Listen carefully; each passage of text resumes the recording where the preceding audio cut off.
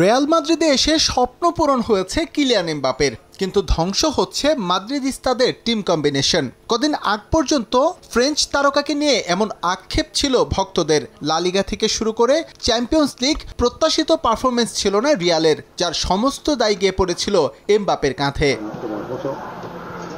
যদিও শুরু থেকেই শিষ্যদের পাশে থেকেছেন কার্লো আনচেলত্তি। গণমাধ্যম যখন নেতিবাচক খবর প্রকাশ করত, সেটাও সামাল দিয়েছেন এই মাস্টারমাইন্ড। কার্লো অপেক্ষায় ছিলেন এমবাপের সেরা সময় ফেরার। শেষ পর্যন্ত কোচের আস্থার প্রতিদান দিয়েছেন ফ্রেঞ্চ ফরওয়ার্ড। এবার তাই বড় গলায় এমবাপেকে প্রশংসায় ভাসালেন কার্লো আনচেলত্তি।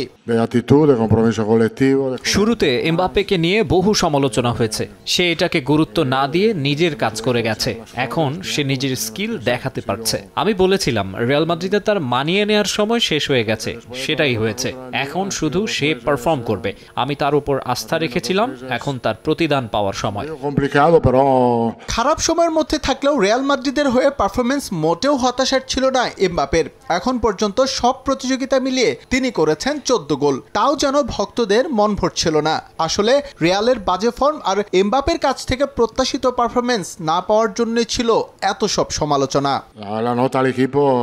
আমরা বুঝতে পেরেছি কোথায় আমাদের ঘাটতি ছিল, সেটা অনুধাবন করতে পেরেছিলাম বলেই এখন ভালো করা সম্ভব হচ্ছে। মিলানের বিপক্ষে হারের পর আমাদের সত্যি খারাপ সময় গেছে, তবে এমবাপ্পে থেকে শুরু করে দলের সবাই যেভাবে ঘুরে দাঁড়িয়েছে তা সত্যি অসাধারণ। আশা করছি 2025 আমাদের ভালো যাবে।